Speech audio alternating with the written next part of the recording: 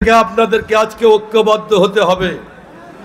আমি আপনাদেরকে বলতে চাই, আসুন লক্ষ শহীদের রক্তে ভেজা এই বাংলাদেশ, স্বাধীনতা যুদ্ধের লক্ষ লক্ষ শহীদের রক্তে ভেজা বাংলাদেশ, জুলাই বিপ্লবের হাজার হাজার আমার ছাত্র সন্তানদের রক্তে ভেজা এই বাংলাদেশ, এই বাংলাদেশে আসুন আমরা গণতন্ত্র ফিরিয়ে আনি।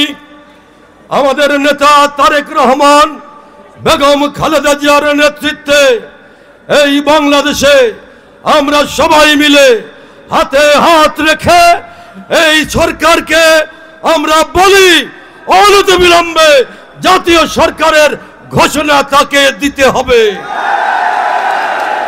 নেতারা বক্তৃতা দেবেন, আমি আপনাদের একটা করজোরে মিনতি করি, পেছনের কথা আমরা ভুলে যাই, আমরা এক হয়ে থাকি।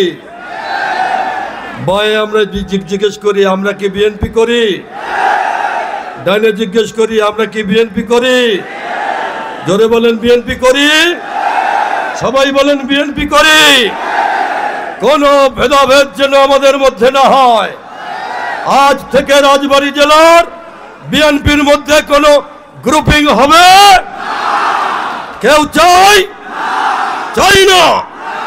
এই মাটি আমার, এই রাজবাড়ী জেলা আমাদের, একটা বিএনপির পতাকা তলে সবাই ঐক্যবদ্ধ হয়ে বেগম খালেদা জিয়া, তারেক রহমানের নেতৃত্বে আমরা এইখানে আমাদের একটা গণতান্ত্রিক রাষ্ট্র ব্যবস্থা 31 দফার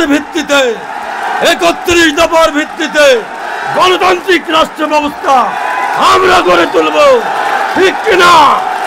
আপনাদের সবাইকে ধন্যবাদ, ভালো থাকেন, আসসালামু আলাইকুম।